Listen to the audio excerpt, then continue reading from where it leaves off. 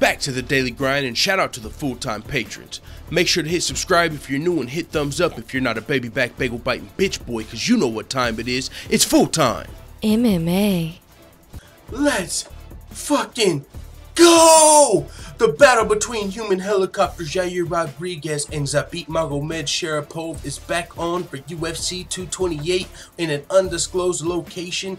But I'll tell you this though, it doesn't really matter where this fight goes. I'm just gonna say it's probably best to be held outdoors or at an event with some sort of retractable dome, because if both of these dudes get to throwing the strikes they're capable of and spinning and all the spinning shit, one of them might just take off literally through the ceiling like a motherfucking helicopter and have to come back down, and hopefully they got a padded landing for this dude, because both of these dudes, Yair Rodriguez and Zabit Sharipov, like to throw spinning attacks and all type of other ninja shit. Jump off the cage, Anthony Pettis style, motherfucking. Man, I cannot wait for this fight. And this fight was almost taken away from us when Dana White had announced it for UFC 227. He said, yeah, we're working on that fight for UFC 227. The fans got hyped. We were like, yeah, this is going to be a great fight. Yair versus Zabit, let's fucking go.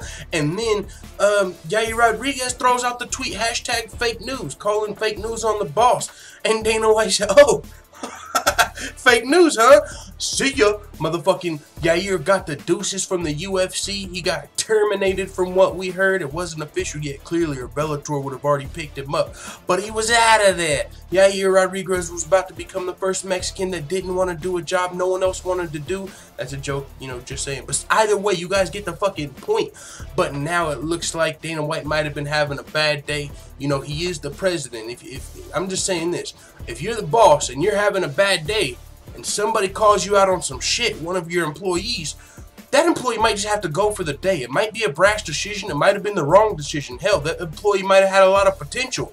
But I'm still the boss, homie. So you ain't going to just be calling me out in front of everybody, in front of the... In Dana White's case, Yair was calling fake news on him in front of the other fighters, in front of the fans. You know, he just put that tweet out. He didn't call Dana White like, hey, man, it's not going to work for me. I don't know why you're saying that the fight's already there. He just tweeted hashtag fake news. So after Dana White cut him, he put hashtag real news. And it looked like Dana White and Yair might have had a little personal grudge after that, low-key.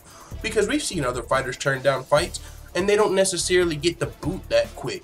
But they also don't post fucking hashtag fake news. So that could have had something to do with it, especially if you take in Dana White's real news tweet.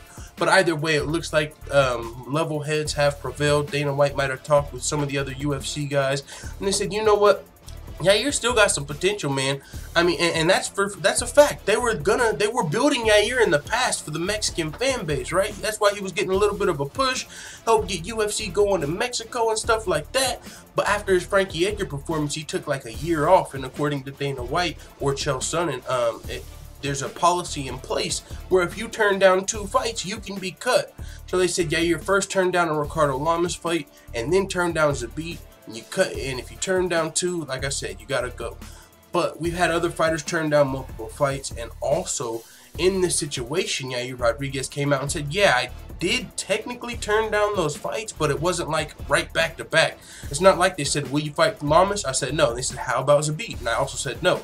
He said, after they offered me to fight Lamas, I was down to fight Lamas. And then he wasn't ready, so I decided to go on vacation. As soon as my vacation starts, they're like, hey, Lamas is wanting to fight. And I'm like, I literally just started my vacation because the dude didn't want to fight. So now you want me to cancel everything and fight him after he said no? But that's still technically turning down the fight. But that's, you know, if you think about it that way, Yair might have had a point there. And then he said he's also offered to fight other guys. He said he offered to step in and fight Max Holloway when he needed an opponent, but the UFC had other plans. So Yair's saying, I have been offering to fight guys, but I didn't take the fight they wanted. And so then it looked like Yair was left unemployed.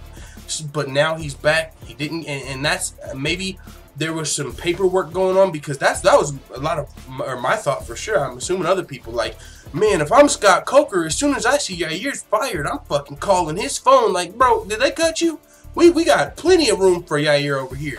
But with that being said, it's a good thing that we still get to see this fight specifically between Yair Rodriguez and Zabit Sharipov. It's going to be going down September 8th at UFC 228, which is at an undisclosed location so far. But what's interesting about that is UFC, or not UFC, it's not a pay-per-view, but UFC Moscow is just 1 week after UFC 228. So, you know, Zabit Sharapov is a guy that you might think, you know, but this is just a fight night card. And we've already got a main event over there for UFC Moscow, which was between Fabricio Verdum and Alexei Olenek, but Fabricio Verdum got flagged by USADA, so now it's Alexei Olenek and Mark Hunt. Still going to be a great fight. But there were some people, you know, that were thinking, man, that would have been a great fight to headline UFC Moscow low-key. Yair Rodriguez versus Zabit Sharapov.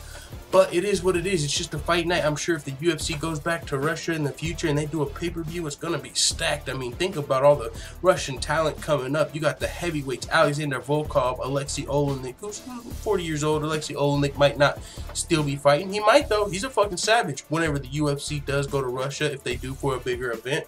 You also got Khabib Nurmagomedov, UFC lightweight champion. You got Zabit down here, motherfucking human helicopter #1 in featherweight.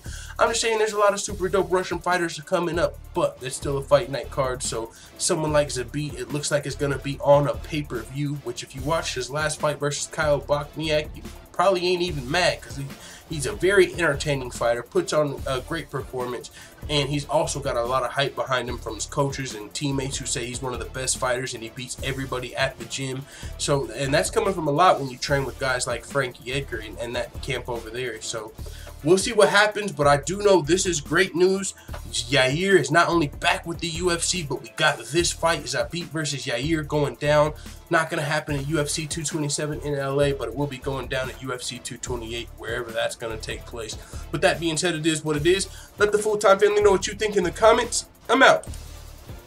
Oh, and P.S. Shout the fuck out to my dog, Gilded Calamity, for the $10 donation. Much appreciated. You're one of the only people that actually came through. I seen you a couple of days ago like, hey, bro, I get paid Friday. I'm about to throw something on Friday. And, you know, usually I see those and I just, all right, bro, if you do, you do. But most people don't. You know, they forget or whatever. But, bro, you came through and you said, I don't got much. Hopefully this helps. Fuck yeah, bro. $10 is definitely going to help, especially when a nigga's rent's due, if you know what I'm saying. And, man, $1 would have helped. So thank you for the donation, man. It's Friday. You ain't got no job. UFC's today. And if you do got a job, shit, you off. We gonna watch some fights today. Let the full-time family know what you think in the comments. I'm out. And as always, thanks for checking out this video. If you want to join the notification gang, make sure you hit subscribe and also hit the bell next to it so you're notified every time I upload a video. And if you want to help this channel reach its full potential, consider hitting the PayPal link in the description or going to patreon.com/fulltimemma and becoming a patron. I'm out. This is #1 bullshit.